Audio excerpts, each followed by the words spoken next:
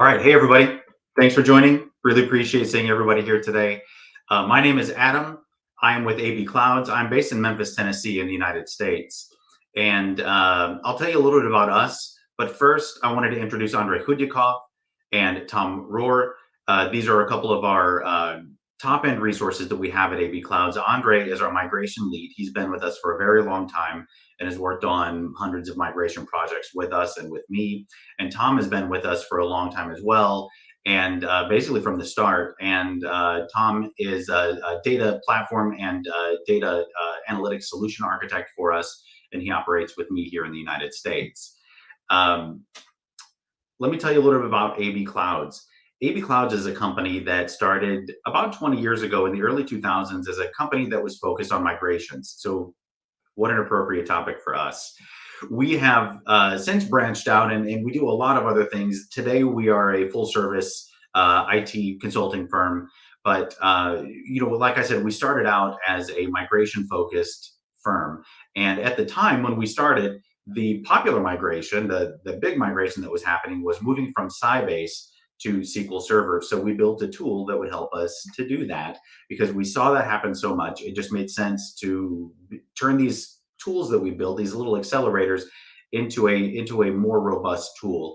And ultimately, our company was acquired, and that tool turned into the SQL Server Migration Assistant suite of tools. So it's got to be one of the most implemented and used migration tools in the market today, and that's actually attributed to us for creating the initial IP behind that. And then Microsoft acquired us, where we continued to build the SQL Server Migration Assistant and build the IP into the SQL Server Migration Assistant and continuing on with them. We bought ourselves back and continued on the services path until just a couple of years ago, as a matter of fact. We built another tool that is also pretty widely used out there called the schema conversion tool. And what it does is converts database schemas from one platform to another. And we built that in partnership with AWS. And ultimately, we had that portion of our business acquired that was responsible for building the tools, and we built a new business to continue on the legacy. The original company was called DB Best Technologies, and again, we're AB Clouds. And today, like I said, we're a full service. We've branched out into so many other areas. Right now, what we're seeing a lot of call for is work in the artificial intelligence and machine learning space. And one of the biggest challenges that customers have is getting their data prepared to be able to extract this value from their data. Now, as AB Clouds, we've been in business as AB Cloud since 2021. After the acquisition by AWS is when we formed, and we're built on the concept of practices. We are a global firm. We have resources in over a dozen countries, maybe 18 or more countries at this point. And we have over 250 resources worldwide, and we're highly certified. This is one of the things that we're very, very proud of, in partnership with our biggest partners. And of course, AWS has been instrumental in working with our people and getting us certified, and even some advanced certifications with AWS, as well as our competencies and other partnership accolades that we get from them. Like I mentioned, we're founded on the concept of practices. And I'll go into that a little bit because the practice is really the foundation of what we do here. Hence the name AB Clouds. Just like the letters in the English alphabet, there's over 20 practices at AB Clouds from A to Z, right? So our practices are formed around our people. What we like to do is to hire the people that have the highest level of expertise in the industry with a specific skill set, and then we build a practice around them. We establish processes that are tried and true so that we can continue to deliver for our customers on a proven delivery path. And those practices, they break out into three main categories, if you will. And I'm going to discuss the main practices that we have here. But that would be modernizations, new solutions, and managed services for those three main buckets. Modernizations is the area that we're talking about today, and that's migrations. That's moves to cloud. That's database and application migrations. It's upgrading your SQL Server databases, your Oracle databases, whatever your database is, or even consolidating your databases into a consolidated database, into a data warehouse, or virtualizing your platforms. Now, I mentioned the data warehouse development, which really does fall into our new solutions, but in a lot of cases, a modernization project kind of then toes into that analytics platform. So I'll talk about new solutions here in a moment. But in general, for us, modernizations today is about 25% of our overall business, hence the numbers in the background here. And the reason it's a relatively small percentage is by the nature of the project, it's a project. It has a start, it has an end. But the fortunate piece about that is we have tires and you can kick them and you can determine if we're the right fit to continue on to build a new solution for you, like a business intelligence platform, an analytics platform, working with machine learning and AI, which again is a big call today for our customers. Getting into the application and mobile app development space, we have a huge portfolio of completed projects that we can share. Data engineering and big data and NoSQL solutions, all of these types of things end up making about 60% of our active book of business, because a lot of times we get brought in for a modernization project. Maybe it is a migration to AWS or an upgrade project or something similar. And that just easily works us into a new solution because of the amount of context around the customer's environment, around their processes, everything that we're able to gain through a migration project. And I'm looking forward to telling you about that and how we approach those migration projects. We'll get to that here shortly. And for those customers, quite often who are large customers or small customers, and sometimes in the kind of the mid-tier size of businesses, our managed services is a valuable offering because we're able to manage the day-to-day tasks that free up your staff for value-added tasks like the upgrades and migrations, if that's something that you do on your own. We offer, say, automation and DevOps as a service. We do ETL troubleshooting and resolution as a service. For example, making sure that your reports are there in the morning and there's no issues with the data that populates those reports. Even if we didn't build the platform, we will manage your, we do have a service to manage your data platforms. That could be security and compliance, infrastructure and cloud optimizations, 24/7, 365 monitoring. That's the one that I think of the most when I think of a managed service, which is typically say a network platform and network infrastructure. Maybe it's a data infrastructure or an application management managed service that we're doing for you. That's our 24/7, 365 monitoring. And in many cases, we'll have a health check that goes along with our managed services. But in some cases, we just offer managed service around health checks to ensure that your systems are up and healthy and performant and are running to your expectations. And there's nothing more, no additional performance that can be squeezed out of your existing systems. Now, the bottom portion of this slide that I'm sharing here, I'll tell you, the reason for this is not to say I work with big recognizable companies, but it's to share with you that we work cross industry, and that's hugely important, especially when working in in the IT consulting field.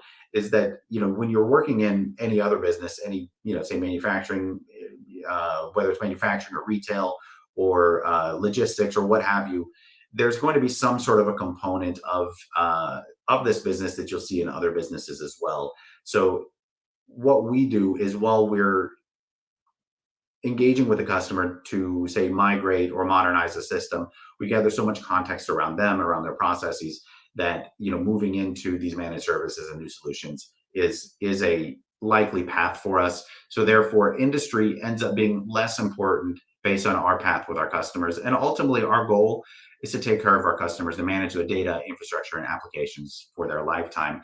And we do that by showing our trust, care, and competency. This is hugely important, and it's a very real thing for me and for our customers to make sure that, one, that we really do take good deep care of their systems and make sure that they are up and running and healthy and performant, and that we're meeting all of the expectations that they have, because from there we build trust with our customers, right? I can tell you all the wonderful words you want to hear, but until I can perform for you, I don't expect to have built your trust. And once you see the way that we perform, our customers stay with us for the long term. And we do that by having the highly competent folks on our team, compensated potentially, but highly competent folks on our team to show the customer what we have and that we are here, competent to take care of your systems. because these are crucial business systems that we need to take care of. Now, here's a picture of a bunch of people with hair, and then myself. But we have Mike Dreesen, who's our managing director. We've got Tom on here, who's our senior solution consultant. We've got Svetlana, who's the head of PMO, Vadim, who's the general manager of our delivery team. And then we've got Andre on here as well. We'd love to take any questions that you have at the end of the call today. And this slide here, I'll be honest, not too many people's favorite slide because it's so noisy, but I enjoy it because these are real, true migrations that we've done in the past, or that we're currently doing right now, and that we've done in the past. So when you look around the perimeter of this slide here, you'll notice that migrating Cognos to AWS, migrating Oracle Forms to AWS, migrating Power Builder, .NET applications, Oracle database, SAP. We have experience doing all of these things, and this is why you're here today. This is a slide that discusses our 12-step migration process, but let's not spend too much on this slide here. The rest of the presentation will go much deeper into detail on our migration process. So let's talk about migrations.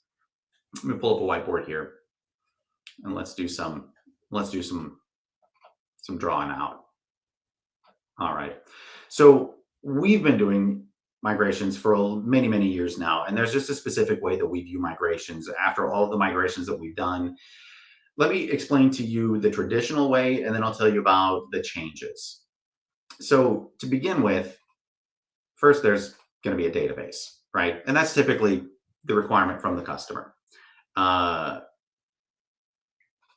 want to move a database, and that database, maybe it's Oracle, maybe it's Sybase, maybe it's SQL Server.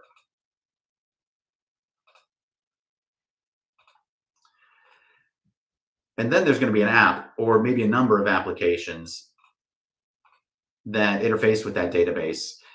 And this database, it's running on a box, right? And that could be a Dell box, a Sun box, or an HP box. And then we need to take a look at the future state architecture. And that could be a supported version of SQL Server. Maybe it's Postgres. Maybe it is AWS RDS or Aurora. And it could be running on a new piece of hardware or on the cloud. And traditionally, we've been saying, look, at the end of the day, the question is, what do we need to do to make this happen?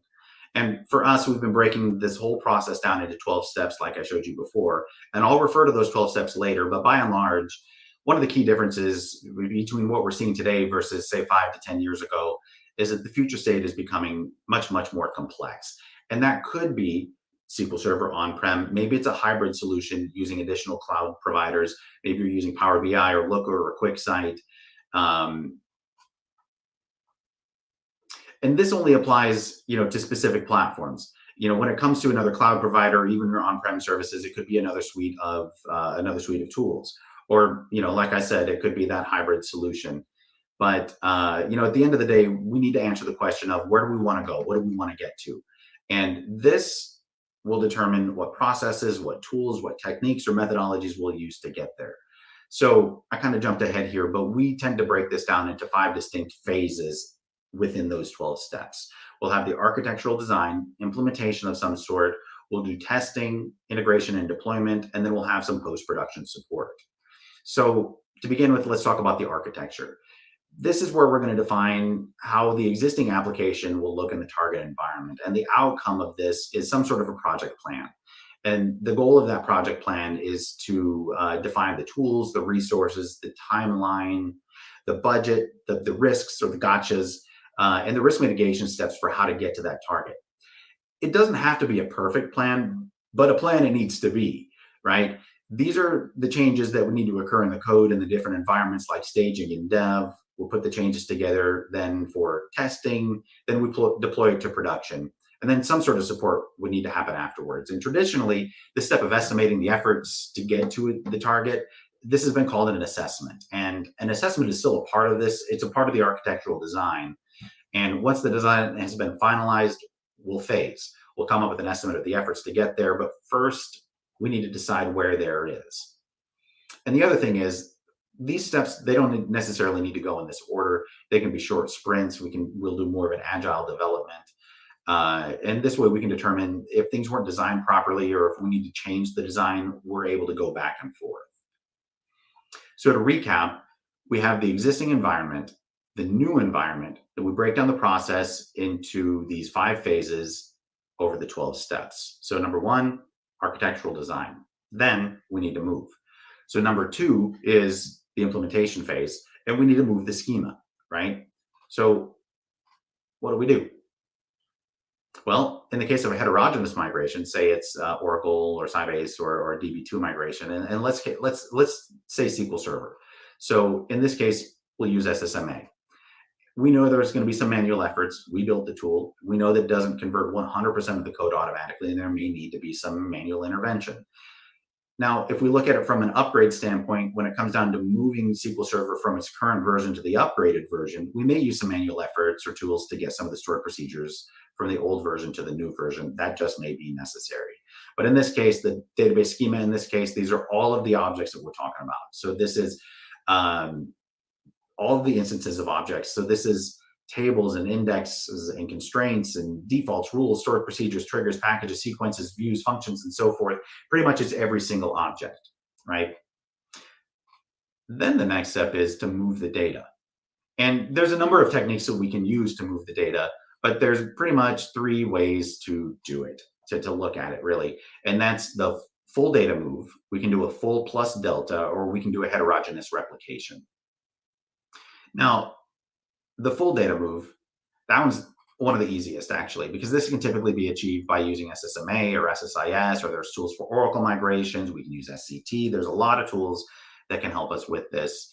And the idea is that the downtime window will allow us the time to disconnect all of the applications and modules from the database, move the data over to the new environment, rebuild the indexes, update statistics, then install the new DLLs, executables, or applications pointing to the new database. Simple, right? The next type of a move is the full plus delta. In a lot of cases, we might see that it's not feasible to do a full data move because maybe the data is too large or the downtime window is too short, and we need to come up with another mechanism. So we'd use option number 2, and or a product. And there's a number of products out there that exist for migrations. So for the full plus delta, what the idea is that we move the bulk of the data initially. Then we build a mechanism, and typically it's a custom mechanism.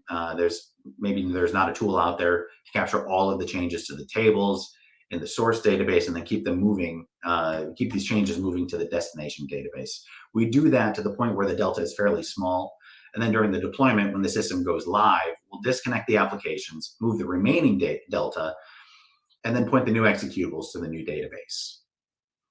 Now, for a heterogeneous replication, there's a mechanism to do exactly that. There's actually one popular product out there, like Golden Gate. There's another one from Intunity or now Click, but there's a lot of tools out there to do this. Now, the challenge with this is that these are commercial products, so the downside can be the cost, and maybe our customer doesn't want to pay for certain licenses. So in which case, for us, maybe we'll build an additional mechanism, or we'll find another method around it. Now, when dealing with applications, we typically will break these down into 2 main types, whether they are custom or packaged applications. And let's talk about the custom applications, because it's typically easier to deal with a custom application because we're usually able to get access to the source code. And that could be Java or VB or Power Builder or C++. And in the end, these applications, they're going to interface with the database. So let's look at how they interface with the database today. And at a high level, there's typically 2 ways the application interacts with the database. We'll have an open standard, and maybe that's ODBC, JDBC, ADO.NET, or OLADB, or something else. And the idea from the customer is that we'll take the apps as is and just modify the embedded SQL statements. And these could be in certain classes or embedded across the entire source code. But in any case, they're embedded SQL statements, static or dynamic SQL, cursor processing, transaction processing. And generally, the new idea is having the application interface with the new database by updating the SQL statements. And this is the easiest path, and it totally makes sense. Waiting for my slide to catch up with me here. But there's currently no tool out there yet that's going to modify the code to be fully compatible with SQL Server. It just doesn't exist. Maybe not yet, but it doesn't exist out there right now. But there are ways and techniques for how to identify and extract the embedded SQL statements from inside the code, and then use SSMA or another tool to modify the code to be compatible with SQL Server or the manual portion of it as well. Now, in the case of packaged or proprietary APIs, maybe it's OCI or CCI, ProC, CT library, DB library, Oracle Forms. We see still some calls out there for some Oracle Forms migrations and modernizations. So these applications, the code would be SQL using OCI to talk to Oracle, and OCI is not compatible with SQL Server. There's just no way to make it work. So this scenario is actually a pretty typical one. What we would do is keep the SQL statement as is. We'd modify all the API statements to ODBC, and then make the statements themselves fully compatible with SQL Server, recompile the code, and then point it at SQL Server. And just to reiterate the point of how it relates to all of these stages, how it relates to the design and what I've been describing, all of these decisions in terms of which API to use, what to do with the code, or some new services, it's all part of the architectural design. And once these decisions have been made, we'll get into the implementation phase, and that's modifying the code, etc. So we move the schema, we move the data, and these are all of the changes in the application code. So let's talk about some specific situations, because another thing that we see out there that's pretty popular is that customers are likely to have all sorts of scripts, right? And maybe they're shell scripts, Perl scripts, some kind of an ETL job, maybe that interfaces with a database. And all of these will also need to be somehow addressed or modified or re-architected to become fully compatible with the new platform. With the shell scripts, maybe they can be left as is. It could be running on Unix or Linux and then just pointed to SQL Server. Or maybe the initiative is, let's move them to PowerShell.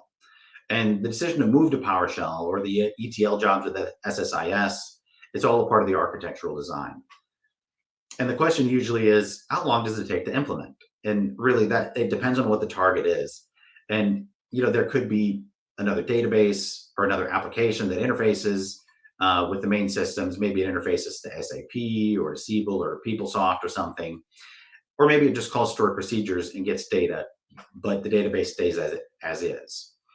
And essentially, this means that it's important for us as an initial step to take a holistic view of the architecture of the entire system. Take a look at all of the interfaces that exist in the database that the customer is considering to move. Take a look at the source code of the applications, discuss the design, what each one of these applications look like in the target environment, determine which tools to use, who's going to do what, and so forth. All of this is part of the architectural design. So to recap, after we get into the implementation, we make changes. After this, we get into the implementation. We make changes to each one of the components. And in a perfect world, we'd have a fully functioning system that'll work against the new destination database. It hasn't been tested or tuned yet, but we know that all of the database objects have been moved. There's a data migration mechanism that has been designed, or tools that we've all agreed that we'll use. All of the APIs have been remediated or modified to become compatible with the new database. All of the jobs, scripts, and ETL processes have been updated to be fully compatible, and the third-party applications now work with the future database. All of this is done in the dev environment, and that's phase 2, implementation. So then we want to continue on with the testing and validation of the converted code. So typically, this is when we'll meet with the customer and ask them about their testing processes. So what kind of testing processes do you have today? And based on their testing today, we may recommend applying their existing testing processes to the new system. When we look at all the changes, it may appear to be overwhelming, but it's really not that bad. In most cases, we're not making any functional changes to the application. It's still doing the same thing that it used to do, just on a different database.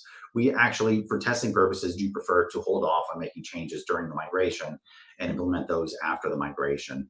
And maybe we'll ask the customer, what's your typical testing cycle? Let's say that it's a 4-week testing cycle. And in that case, let's reuse the existing testing processes to apply it to the same system with the new database. And that testing may include unit testing from our developers. So for testing purposes, maybe we'll use a comparison tool that can be used to compare and validate the schema and the data between homogeneous and heterogeneous data sources. So in the case of migration, say it's Oracle to SQL or Sybase to SQL or DB2 to SQL, that's what it supports. Now, a downside to this approach is the customer may want to do their testing through the interface. Maybe they have regression testing processes that click certain buttons and certain reports. That'll run from the application tier. So that may abstract us from certain performance issues that we have if it's running through the application tier. Okay, so let's recap. I know that this is a lot of information so far. So we did the architectural design. Part of that is the assessment. The outcome of the assessment is the project plan. Then we get into the implementation phase, which is where all of the changes occur in the development environment. Once the changes have been completed, we'll do the testing. And at some point, there's a sign off, and then we get into the integration and deployment. So let's talk about integration and deployment. Quite often, you'll have multiple environments. And let's say that it's dev, test, staging, prod, pre-prod,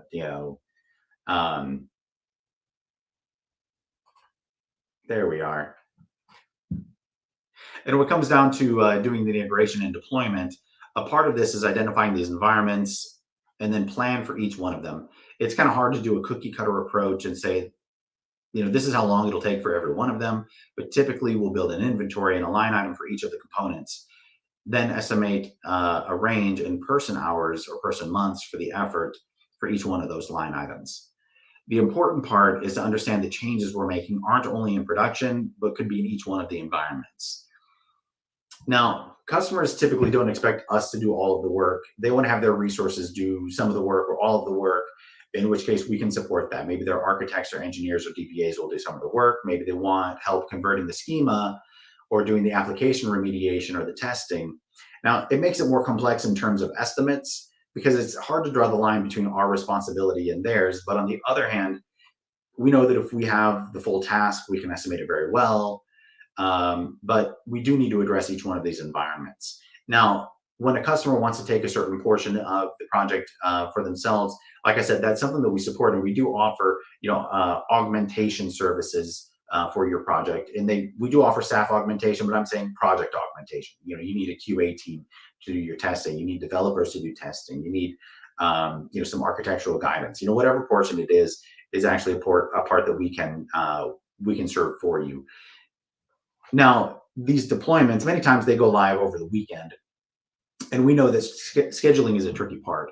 And this may also include a process for what to do if things go wrong, how to roll back to the original system. And ballparking, in all honesty, we know that the cost or effort to design a mechanism to roll back could be half the effort to migrate or more.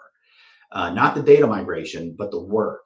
The key challenge is once that system goes live in the target environment, all of the changes, the executables, new versions, stored procedures, etc., they're all going to the new environment. So essentially, all we need to do if we're going to roll back is capture all of the changes and executables and deploy to a point back in the old environment. Now, this may happen after 2 hours or 2 days or 2 weeks. And we know that to design a way to roll it back, to implement it, to test it, to validate it, it's another project. It's like another migration project. It really is. And we would typically recommend not doing that unless it's truly a mission critical application. Maybe the testing wasn't thorough enough for whatever reason. So maybe in that case, we would recommend it. In one case a few years ago, we helped a financial services customer migrate from DB2 to SQL Server. And in this case, we designed a rollback mechanism. The whole mechanism was so complex that it pretty much took the same time as the mechanism to move to SQL Server in the first place. So again, it's hugely important for us in our process, and really any process, to do a thorough analysis and a thorough architectural design and analysis phase so that you can find any of these potential risks and reduce your spend and the potential to have to roll back to the previous state. Now, once the system is up and running in the new environment, somewhere in the process, the customer is probably going to need to set up a new SQL Server or configure storage or security or high availability. But if things don't go as well as expected, maybe there's performance issues or something, we'll add some post-production support as a bucket of hours to pull against after the migration. So that's the high-level migration process that relates to custom applications. For off-the-shelf applications like Siebel, PeopleSoft, or Teamcenter, conceptually it's very similar. The key difference is, let's say that we're working with Teamcenter version. Let's see here. We'll say like a version N, and in this case, it can run on both Oracle or SQL Server. But let's say that they're running on Oracle, and the plan is to move to another version of Team Center. Say we'll call it N+1, running on SQL Server. This move, in most cases, will not occur in the same version. If it's a different version, to move right away between application versions might be difficult. We may suggest to either do the application upgrade while on Oracle, then move within the same app version to SQL Server, or migrate the database to SQL Server, then do the app upgrade. So the two main approaches, let's get this on the screen here, is to upgrade, then migrate, or migrate, then upgrade. This applies not only to Team Center, but to many different types of packaged software. So this is one of the considerations. Another one is that our team would most likely need to work with a software vendor to understand their process for this move. If they have any tools, techniques, how substantial is the difference between the schemas between the two versions. We can help them identify the differences, but they're the ones who know the roadmap the best. So we do like to leverage them when possible. And another important consideration for packaged applications is that customizations may have been made in the source database. And maybe these are reports, or maybe people have extended the schema, created new tables, modified or changed the stored procedures. This would make the migration a little bit of a mix between moving the packaged product and moving the customized code. So in the same techniques of identifying stored procedures and moving them, so then this is basically the same technique of identifying the stored procedures and moving them over. But part of the architectural design is to understand the packaged application and how much change has been made to the source system. With the packaged apps, many times the ISV will provide some guidance or best practices for testing and validation. The idea is to identify different interfaces on the outside and deploy them to the new environment. And one of the questions in general, let's say the customer has this whole architecture. We discuss what the target will look like. We discuss all of the changes. It's fully compatible with SQL Server. We're working with the customer on testing and validation. As a team, as a company, we've been involved in these migration discussions for many years. So we'll agree that there's a kickoff, there's a project, and we'll finish it. At the end, the customer says, "Yeah, it's great. Nice work. Thanks so much. See you in 20 years for the next one." And for us, that's typically, would be the kind of the goodbye moment. But quite often, this is where we will continue on, because then we want to POC some reports, some dashboards. We want to get into some machine learning, some AI work.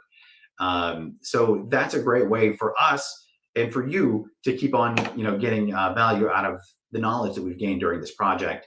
And it's not just a project today and see you in 20 years. So it's been good talking to you. I look forward to seeing your questions. I guess we'll take it from there. Thanks, everyone.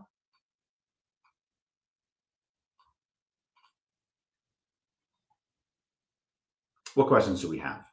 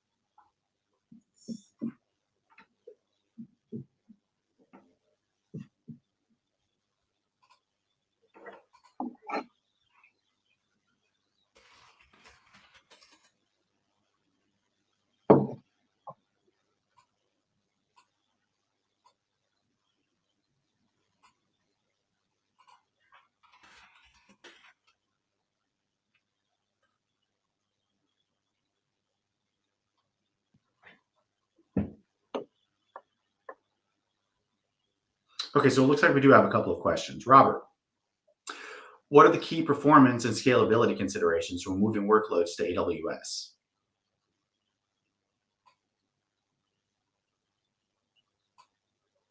Tom, do you want to take that one? Yeah.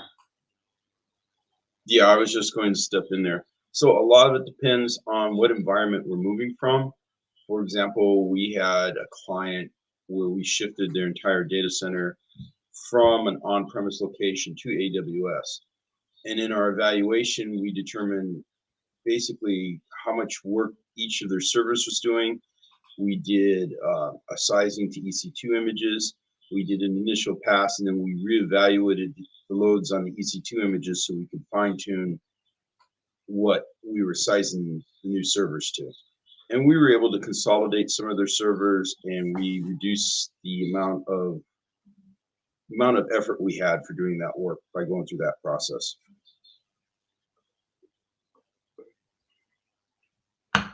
Excellent. Thanks, Tom. All right. What else do we have? Looks like we have another question. How does AWS support the migration of machine learning workloads, and are there specialized services or frameworks to consider? There's a lot of it when you're doing a migration of machine learning is, are you doing an apples to apples, or are you re-engineering it to leverage the AWS machine learning capabilities? And then that gets down to being very, very implementation specific. And we could schedule a call with you if you have any specific questions from what you're going from to AWS. That sounds good. Yeah, sometimes these are kind of unique, and you want to make sure you give the right answer and not just something to try.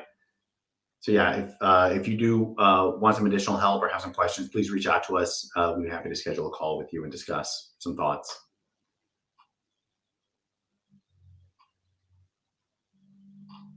All right, let's see here. What other questions do we have?